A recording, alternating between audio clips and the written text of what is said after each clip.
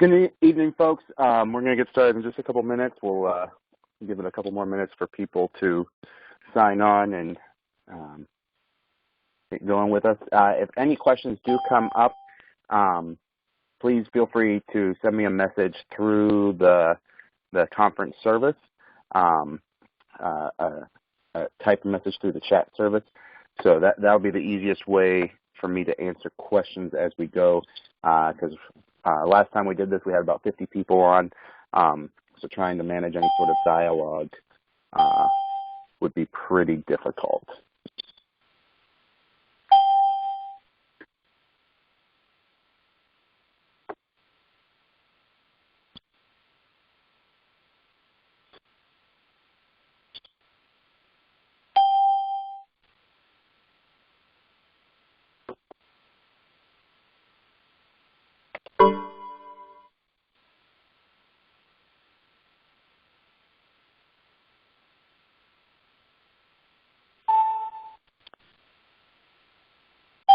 And so again, for those still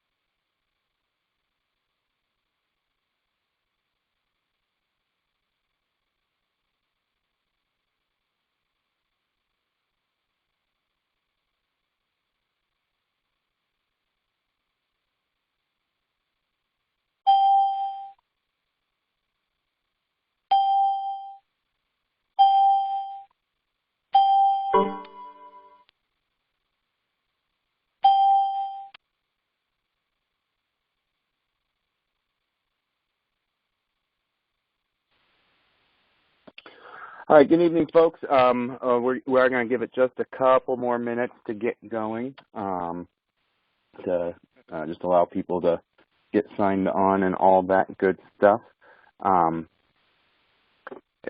If I can just kind of do a quick poll, are people hearing me okay? Yes. Yes. Yep. Yes, awesome. Yes. Yes. Cool, thank you. Yes. So I am actually going to mute everybody because last time we did this, we had about 50 people on the line, and if I tried to open it up for dialogue and things like that, it would just become pretty unmanageable. So I am going to mute everybody here in just a minute once I get the presentation up. But if you do have any questions during the course of it, feel free to send me a note through the conference system's chat feature, and I'll try to address questions as we go along.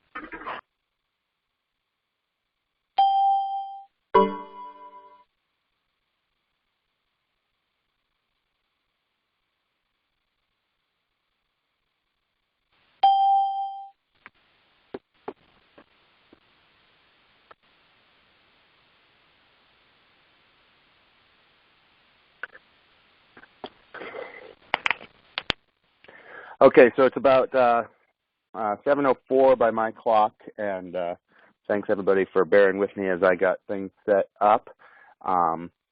Again, for those who just joined, if you do have any questions come up or anything, please just send me a message through the chat function in the conference service, and I will try to respond either by typing or I'll address it verbally throughout the call. Otherwise, we'll try to get any more questions after the call. This is our second online leaders meeting, so thank you all for joining us. We're doing these in an effort to try to make sure everybody is on the same page and in the know, and we have good communication throughout in preparing for Camp Oljato. And just like with the last one, we will be posting a recording of this on YouTube, and we'll put a link to that on our website. As I told a leader earlier today, it's not going to be the most exciting YouTube watching, but we'll try to keep it as entertaining as possible. But it is just going to be the sound of my voice and this presentation on your screen for the evening. So we just have a few items we wanted to cover tonight relating to primarily administrative stuff this evening. I know we've gotten some questions on merit badges and things like that since merit badge registration opened. Hopefully we've gotten them all answered, but definitely feel free to keep emailing myself or Lauren Gallo in our office. The easiest thing is to email camping@pacsky.org with any of those questions. We won't be covering a ton of program stuff this evening since we did a lot of that the last one.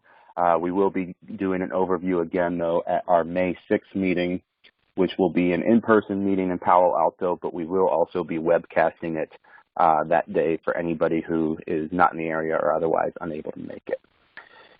So we're going to get started with what we have to talk about tonight. It'll probably take about a half hour to 45 minutes, but there are a few important things we want to get to and let you all know.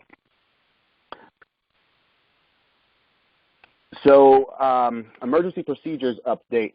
This is recently come up for us, and we wanted to start getting a jump on it. Fresno County Health Department had a mandatory meeting recently of all camps in the area, wanting to make sure that everybody's emergency and particularly evacuation procedures are completely sound and in a good state, so that if we do have an issue this summer where the mountain needs to be evacuated or anything like that, we're all in a good situation to do that and get everybody down the hill safely. So I wanted to talk a little bit about that and some of the things that we're doing to make sure that our emergency procedures are solid. This will be an important part of orientation when you first arrive at camp as well, and we'll be giving everybody a copy of the emergency procedures and all that good stuff. But kind of the reason we're going over this and the reason Fresno County asked for all the camps, Boy Scout camps, YMCA camps, church camps, private camps, to a meeting was because, as I'm sure many of you are aware, the Sierras have been having some issues due to the drought and some other things going on. And each summer there's a heightened level of concern regarding primarily wildfires.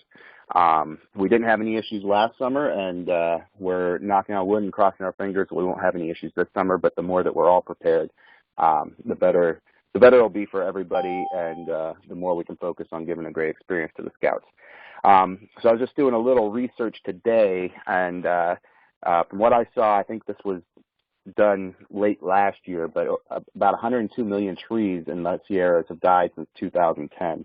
And if anybody's been up anywhere in the Sierras recently, you'll see that there's work crews, not so many right now because of the snow, at least at the higher elevations, but there's been a lot of work crews working on clearing a lot of that fuel and getting dead trees out of there. So there has been a lot of work done throughout the Sierras, and I know all last summer there were crews along the side of Highway 168 running along the top of the hill above Oljato, clearing out fuel and doing that stuff. We've done quite a bit of work over the last few years. We've spent over $100,000 just doing fuel reduction since 2013. But that doesn't mean that it's all perfect. So there is still concern, obviously, of wildfires, even though we have gotten so much precipitation this year. So the primary concerns are fire-related, but they're also having some concerns about road access. Highway 168 up to camp, there's no concerns with yet, so that's all good as far as getting into and out of camp. There haven't been any issues at this point this year, but there are other fire roads and forest roads that sometimes get used in emergencies that they're having concerns with because of washouts throughout the year. So Fresno County is they're jumping on top of it, and they're trying to make sure everything is completely sound and in a good place in case we do run into any problems this year. So one thing that they are doing is requiring of all the camps we have to update our emergency procedures and evacuation plans. For us, our plans are in pretty good shape, but there's a couple things new that we need to do, and we need to ask for help from our units on. So one of the things that we need to do is secure basically an evacuation point at the bottom of the hill. We're working on doing that. It needs to be a facility that we have an agreement with that we can have in the case of an evacuation, that we can have all of our campers that are in camp at that time go to and then disperse and go home from there. So we're working on securing that. One thing I will ask of everybody on this call is if you have a connection to any facility, we're talking to churches and schools, but if you have any connection to any facility in the Prather area by any chance, please definitely get in touch with me so we can secure that. The bigger part of it is we have to provide details on how we will actually get everybody down the mountain. If you've looked at our attendance, and a lot of emails have been going out from us pretty much since the fall, we've been having potentially record-breaking year as far as registrations go. We've been outpacing the last few years ever since last summer, and we're looking at having over 1,300 scouts in camp this year. So most weeks are getting very close to being full, if not full, other than week 3. Week 3 is at about 70% capacity. So having said that, we need to make sure that we can ensure that we can safely get everybody down the mountain if that event were to happen. As part of that, most of our units, traditionally anyway, do travel to camp by their own vehicles.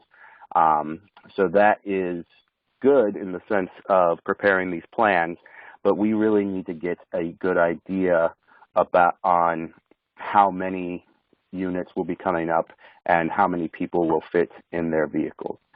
So after this call, I will be sending out an email with a link to a survey. It's a very simple survey, and there's also a link on our helpful documents page.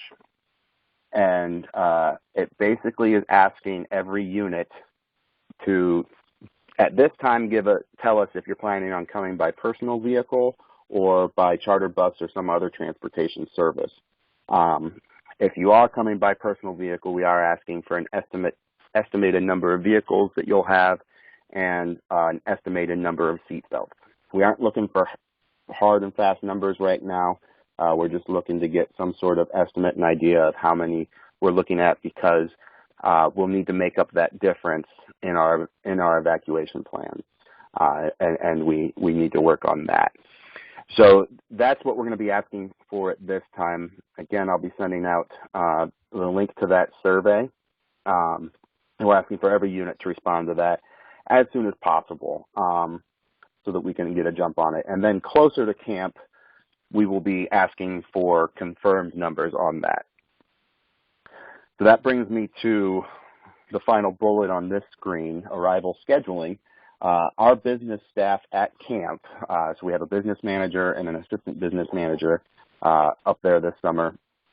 They will be calling every unit no less than 10 days ahead of your arrival date and talking to them. Lately, we're talking about potentially getting that out to 2 weeks ahead of your arrival date. But they're going to be calling for a few reasons. One is what we're talking about right now, and that's to confirm how you're getting to camp, how many vehicles, and how many seatbelts in those vehicles for our emergency planning. The other thing is to schedule your arrival times. Anybody who's been to Camp Oljato knows that we can only take so many people across the lake in boats at once, and we really want to get people scheduled to arrive at certain times based on the numbers of people in your unit, so that we don't have you sitting in the parking lot waiting and stuff like that, and that we can keep the flow of everybody coming in good and check-in day happy. So that's the second reason they're going to be calling. The final thing they're going to be calling is just to confirm anything else. Any special dietary needs, we'll be wanting to confirm that we're aware of that. Hopefully we'll have been aware prior to that, but that will be one of the questions they'll be asking. Any changes to your roster, numbers, anything else basically. So they're going to be doing a check-in call with you 10 to 14 days ahead of your arrival time at camp. And I should mention, before I move on, that another aspect of that transportation details survey that we're going to be sending out is asking what your arrival day will be. We do have some units that plan to arrive on Monday. Most units are arriving on Sunday, but a few arrive on Monday. So we're asking for that information right now, so that just so we have it for when we start making those calls. All right. And for people that have joined us since we started, I'm going to move on from this slide. Again, this will be posted to YouTube and a link put on our website, so you can view it if you missed anything. And if you do have any questions, I do have everybody but myself muted, because there's currently 57 of us on the call. So if you do have any questions, please just use the chat feature in the conferencing service and write me a message so that we can get you taken care of. Okay. So moving on from emergency procedures and evacuation plans, actually, I'm going to go back to it real quick. That is something we do want to take very seriously, and we're going to be communicating with you the moment you get into camp about what potential plans are. And Wes Mathis, our camp director, who couldn't be on the call tonight, did ask me to remind folks, for people that haven't been back to Oljato in a few years, that might be used to the waterfront as a meetup point in the case of an emergency. We are actually having people meet at the assembly field. There was some confusion about that last summer, but that will be where every unit goes in the event that we sound the alarm. And because actually our best way out of the camp these days is through our fire roads. Just got a question asking if I'll be talking about parking tonight. I am not going to specifically be discussing parking. We are still working. Last year, we ran into some issues with our traditional parking lot that we have used, and we got that worked. We got it figured out for last summer, and we do have plans for this summer, but we're actually working with that lot to see if we can use it again this year, because it does make things a lot easier on everybody. So we'll be getting the final parking plans out. My goal is by the May 6th meeting. But what I can tell you is we are guaranteeing two parking spaces for 2 vehicles per unit, as we have done in the past. And then there are lots up there that you can go and pay for additional vehicles to park. We're working on agreements with some of them as well to see if we can get good deals for you folks. So that, unfortunately, is all I have to update you on parking right now, but that is something that we're continually working on. So moving on from the serious stuff, we're actually going to move from serious to fun to serious and everything in between. But I wanted to update you on T-shirt pre-orders and trading posts. We have been getting a number of questions about this. We're finishing up our T-shirt design now. We actually have a graphic designer who came up with 4 different designs, and our staff is selecting which ones we'll be making available. So the design and the prices will be released very soon. I'm going to say, if all goes according to plan, by the end of this month. We will be doing T-shirt pre-order online again, just like last year. We're talking about, or not talking about, but we are working on making that a cleaner process than last year, and we've actually engaged a new vendor. If anybody ordered T-shirts last year, pre-ordered, we had some issues with our vendor, and sometimes T-shirts were not in camp on time. We are not utilizing that vendor anymore, and we're working with a new vendor that comes very highly recommended from other camps, and has a very good reputation for delivering on time and things like that. I need to ask from all of our leaders is, once we put out the prices and the design and the order process, there will be deadlines in order to pre-order custom T-shirts for your week at camp. So if you are looking to customize your T-shirt with your unit information, that's doable, but it will need to be submitted by the deadlines that we send out in order to guarantee that the T-shirts will be in camp for your unit. We're also looking at having hoodies and hats be available for pre-order. We don't have plans to have those be customizable, but we are looking at having those be available for pre-order. Merit badge books. We are planning on having a limited supply available in the trading post because it's difficult to maintain an adequate inventory of merit badge books and not end up with a bunch of them become outdated and things like that. But we understand that people want to be able to get merit badge books for your Scouts merit badges, and that's great. I would definitely encourage you to purchase them from your local Scout shop ahead of camp so that if your Scouts need merit badge books, you have them. But we will be setting up a system to pre-order for those as well, but again, that'll be dependent on the deadline. We will be having a limited supply in our trading post. Merit badge supplies, anybody who was at Oljato last summer knows that we eliminated merit badge fees for all the craft merit badges, basketry, handicraft, and leatherwork and stuff like that. Instead, we will be selling kits for those merit badges in our trading post, and we'll have all that stocked there. It is still very important, and thank you to all the units that have gotten merit badges selected thus far. But as you add Scouts and stuff like that, most of the merit badges there isn't a hard cap on, and it might not seem as important to make sure that you sign them up for the merit badges if we're going to have the supplies in the trading post. You don't have to pay the fees. But it is still very important to let us know because that's how we will base our orders to make sure we have the inventory on hand in our trading post every week, and that every Scout attending, whether it's week 1 or week 6, is able to get that stuff. So please make sure you continue to do that, but we will be selling those kits and other supplies in the trading post. And then finally, spending money for Scouts.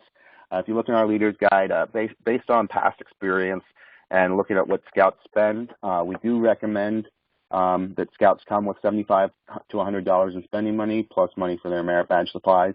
Obviously, not every Scout will bring that much, and that's fine as well, but the average Scout spends about that much in the trading post. So we would encourage those that are able to send their Scouts with that amount of money to be able to get their souvenirs, their gear that they might have forgotten at home, anything like that at camp.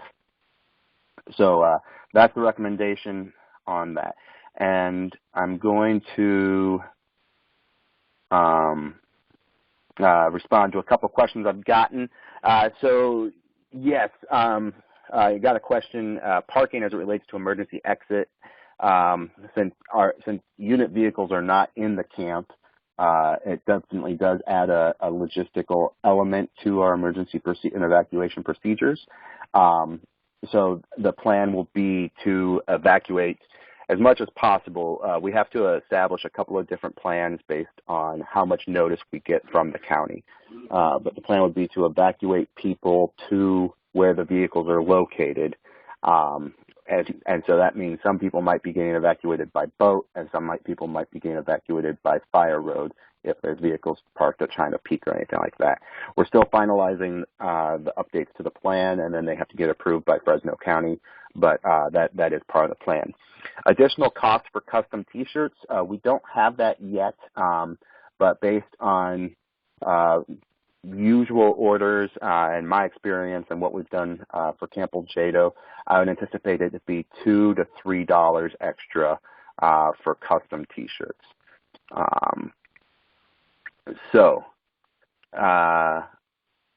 And then one more question on vehicles and emergency control procedures. Troop trailers, those will need to be parked in the parking lot outside of camp.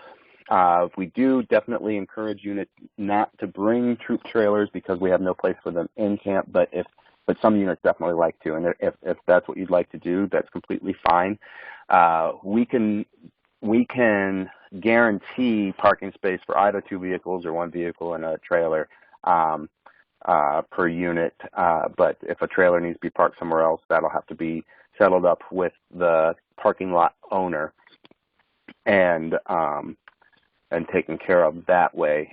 If the question is related to emergency procedures, if we do get under an evacuation order, I would anticipate telling people to leave the trailers in the parking lot unless it's already hooked up to the vehicle. And then for woodworking, will the scouts earn their totemship at camp, or should they earn it ahead of time? Scouts should, if they're going to do a wood carving merit badge, I would recommend earning the totemship ahead of time, but there is definitely plenty of opportunity to do it at camp. They just might not get as much time to work on that merit badge or some others. So, all right. Keep the questions coming. I'll try to bounce back and forth and hopefully not get people too confused. Just want to revisit payment deadlines, as I think everybody is pretty familiar with them, but we have had some units register actually within the last few weeks, and just want to make sure we cover it so that there's no surprises there. So March 1 is when merit badge selection opened up, and that was when non-refundable $100 per person deposit was due for every scout or individual you were confirming at that time. You can still confirm more scouts and more leaders, and that's completely fine. But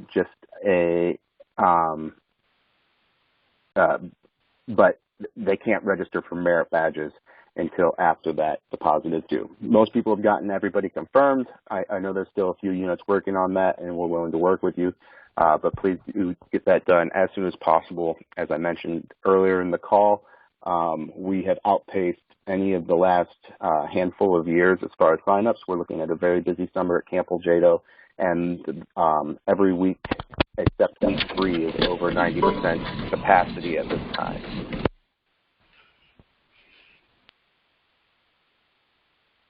Sorry about that.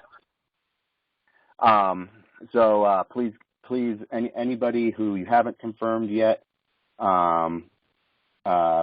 please do so as quickly as possible. Obviously, we know that crossovers are happening and you're getting new scouts into your units. We'll work with you on that, but as you're able to, please make sure that gets done. And then the balance for everybody is due May 1. Now, it's still possible, provided we have space, to register people after May 1, but they will be charged the late fee. There is an exception. Scouts who cross over from Weeblos this spring, if your crossovers happen later and you aren't able to get them registered until after May 1, we will grant them the regular fee for camp. But as I said, we are getting very, very near capacity, and every week, a couple of weeks are completely full. Weeks 4 and 5 are completely full. And we might have a little bit of buffer room, but very little at this time. So I would ask that if you anticipate late crossovers or adding people after May 1, to please let us know that as soon as possible. just so we can kind of get an idea on whether we'll actually be able to accommodate them or not, and so that we can give you an idea on that. But May 1 is when balance is due. Anybody who's registered after May 1, their entire fee will be due at time of registration. And then over on the right-hand side of the screen, it shows the fees. Just once again, like I said, this late fee over here, that's the cost if after May 1, except for scouts who just crossed over from Weeblos. So,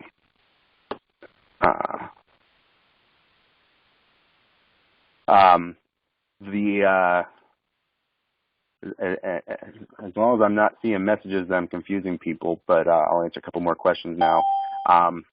Approximately the T-shirts, non-customized, we're looking at probably somewhere between $12 and $15 a T-shirt. It really comes down to what the design turns out to be and what our vendor, what price they end up doing with that. But I would anticipate $12 to $15. I believe we were charging $12 last year. And the due date for custom T-shirt orders, we will be announcing ideally in the next couple of weeks. We have the design figured out. We're just selecting the final design, and once we get that information from our vendor, we will put that information out there. All right. This is a fun one. Obviously, I know not everybody can do this, but we do have a work party every year to help us open Camp Oljato. Camp Oljato sits at 7,000 feet. When I met with the Forest Service a couple of weeks ago, I asked them how much snow is at camp. I was meeting with two of them, and they kind of looked at each other and said, a lot. One of them told me that he was skiing at China Peak the day before. Under the chairlift, he reached up and he touched somebody's ski that was in the chairlift. So needless to say, if you weren't aware, we shut down Camp Oljato completely in the wintertime, and our dining hall is actually covered in snow right now. You can't see it. So that means in order to get camp ready, there's a lot of work that goes into it. We're always looking for volunteers, so if your unit does have some adults or scouts that would like to spend their Memorial Day weekend in the Sierras, it is completely free. We provide the food, traditionally pretty good food, and of course camping, and then we just work to get camp open. So I wanted to make that little plug in there. We are asking for people to pre-register online, and that registration link will go up on the Oljato registration page. So just a quick plug on that. All right. And finally, we'll be pushing out the March-April unit checklist. So we did this in December. We put out a checklist for January, February. You could kind of call this I guess mid-March to early May checklist, as our next leaders meeting is early May, but it all kind of works. But this is primarily just recommendations on what a unit should be doing over the next couple months to make sure that you're ready for your summer camp experience, and that there's no glitches and no problems at all. This is a tool for you as unit leaders to use with your units, and I'm going to kind of go through it and explain a little bit. We already talked about making sure people are registered. Any additional scouts that you get that you haven't already registered, get them registered before that May 1st deadline, so that the late fees don't kick in. One thing that should definitely be happening on your unit level over the next couple months is you should be making sure that your scouts and leaders are paying the unit any outstanding fees for summer camp, so that you can make that May 1st deadline for payment. Go over the personal and unit packing lists with your contingent. Those are in the leader's guide, and just helping make sure that scouts and your unit have everything that you should have. If you have any questions, definitely feel free to reach out to us on that, and we're willing to help. Every adult, including those who are not registered members of the Boy Scouts of America, so parents who are coming to help with adult leadership, must have youth protection training that does not expire until after you're gone from camp. So check the status of all your adult youth protection training and make sure that it will be good through camp. And if it's not good, just make sure that they're getting online and completing it as soon as possible, or you're working with your district or council training committee to get a presentation done. One adult from each unit does have to have completed weather hazards training on my.scouting.org. It's an interactive training. It takes about a half hour, 45 minutes, but we are requiring one adult to have completed that. Make sure all your scouts and leaders have their annual physical schedule. If you've been doing anything in the Boy Scouts, particularly doing long-term camping in the Boy Scouts for very long, you know that this is a key thing. Everybody must have parts A, B, and C of the health and medical record complete, and part C requires a physician's signature within the last year. So make sure everybody's got that scheduled. Finalize your travel plans and submit that survey. Again, we're going to be sending out that link so we can get that information. Help Scouts start working on completing prerequisites for merit badges. I know we've gotten some questions because we do the merit badge selection as kind of a ranked choice thing. And so questions about, how are we sure that Scouts can get the merit badge and things like that. Makes perfect sense, the questions. The one thing I will say, if your Scout selected 4 or less merit badges, the odds are extremely good that they're going to be able to get all of them, and unless it's really involved ones, horsemanship, which takes a full day out of camp, and things like that. But in general, Scouts should be able to get all 4 of the merit badges. If they selected more, it might be a little bit more difficult. But what we will be doing is providing each unit a final schedule prior to your arrival at camp as to when each Scout is taking each merit badge, whether it's during one of the scheduled classes in the morning or during open program time in the afternoon. We are working, and this is another reason why it's so important to get Scouts confirmed and merit badges selected as soon as possible if you haven't already, or if there's new Scouts that need to be registered. We are working to be able to give you confirmation on which merit badges each Scout will be able to get. We might not get a final schedule to you until 10 days prior to camp, but we are working to be able to confirm just so there's no question on the merit badges the Scouts will be able to get. But again, if they selected 4 or less, 99% sure they'll be able to do them. So have them start working on their prerequisites. And our staff are very committed to helping make sure Scouts get their merit badges that they wanted. We are offering adult leader training during the week of camp, and you can sign adults up for those trainings in the registration system, just like Scouts for merit badges. We're offering Boy Scout position-specific training, introduction to outdoor leader skills, safe swim defense, safety afloat, climb on safely, and I may be forgetting another shorter one, but those are the highlights. So definitely talk to your leaders. If you have leaders coming up that need to get trained or are interested in expanding their horizons, get them signed up for those trainings. And then finally, talk to your unit and your contingent. Make sure that at least one leader can attend our meeting on May 6th. It will be at our office in Palo Alto, but again, we will be webcasting it for those that are out of the area or out of the state so that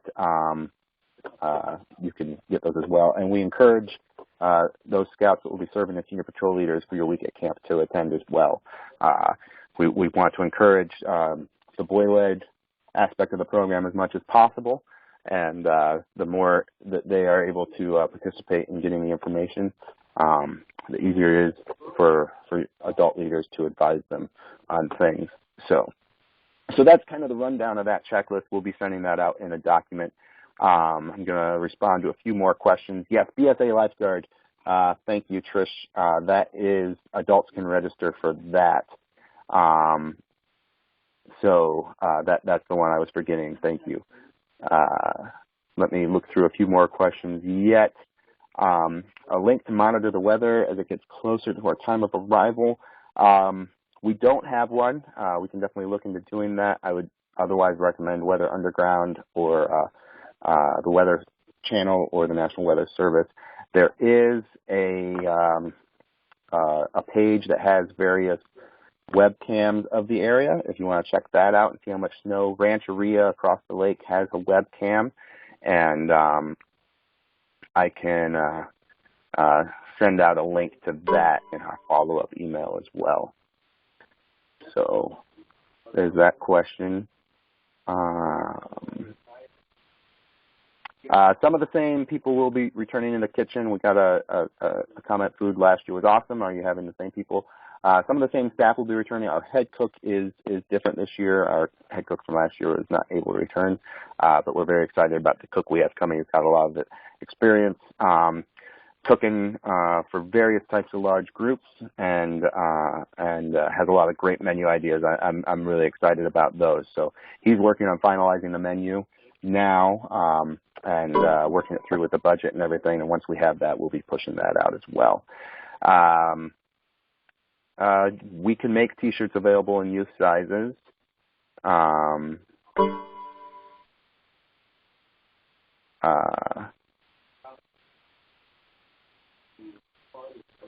I got a question, how much before camp will merit badge info assignment be available expected? I'm guessing that means the schedule that we're talking about. So we'll be giving you the final schedule of when your scouts will be in each merit badge, whether it's during a specific class, in which class, or during open program time, at no less than 10 days prior to arrival at camp. But my goal is to get a pretty finalized yes or no on whether a scout might not be able to get one of their merit badges for whatever reason by the May 6th meeting. So we're going to work on that. It's a little bit different process than last year, but we're going to try and work on improving that. Got a question, we've never attended a camp where merit badges are offered during an open program. Can you address how this works?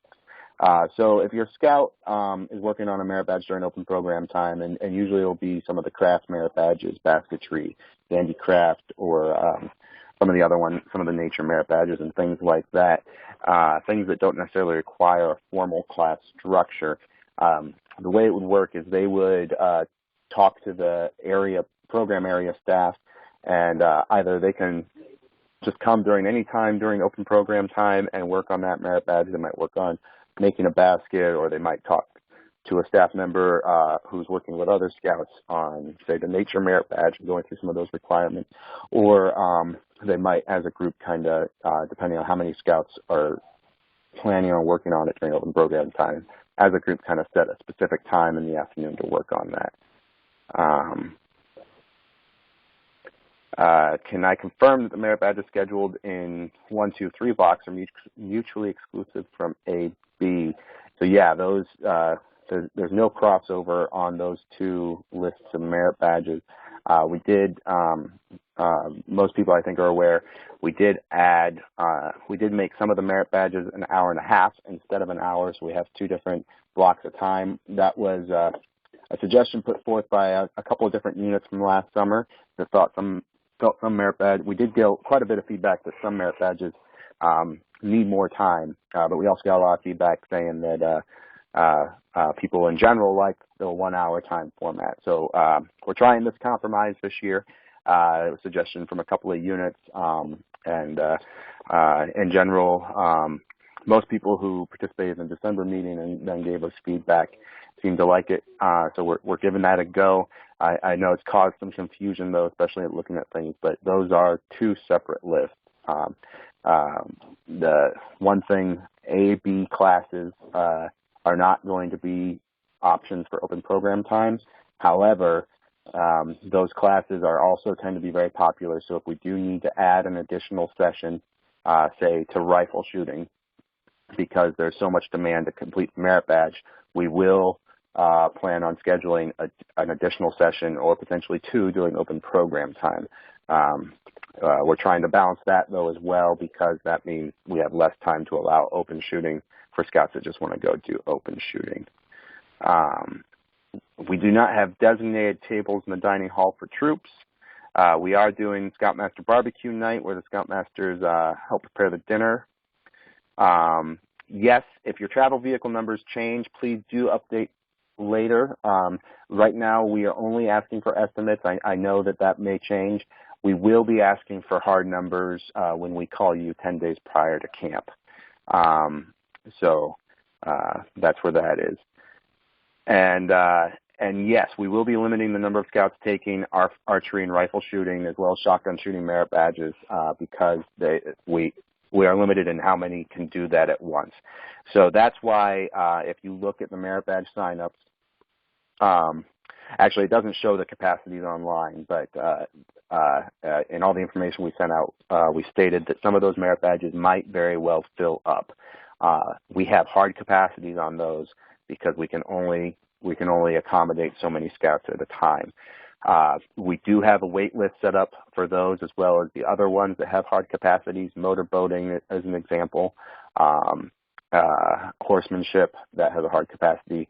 We do have a way for you to assign scouts up on a wait list for those, but we can only accommodate so many scouts in one session, and that's why I mentioned that if we have a lot of demand for one, so if we fill up rifle shooting 1 week and then we have 30 scouts on the wait list for it, we're probably going to look at adding an additional session of rifle shooting or two. The downside of that is we can't offer as much open shooting time. So that's one of the things that we're balancing with that. But yes, there's only so many scouts that can do it. As far as the dining area, I mean, most troops will generally pick out kind of where they're sitting throughout the week, but we do not assign specific tables to units. So that's it for the presentation. I told you that I try to get it taken care of in an hour or less, and so far we have done that. Definitely feel free to shoot me an email or call our office or send an email to camping@pacsky.org if you have any more questions. We are going to be putting this presentation up online. We'll be sending out the unit checklist. We'll be sending out a link with the transportation details survey and all of that to everybody. But thank you very much for joining us this evening. And again, always feel free to reach out with questions. I will let everybody know I will be out of the office for a camp school that is happening at one of our other camps beginning tomorrow and won't be back in until Monday. So the best way to ask questions is to send an email to camping@pacsky.org or call our office, which is 650-341-5633. Thank you very much, and hope everybody has a great night.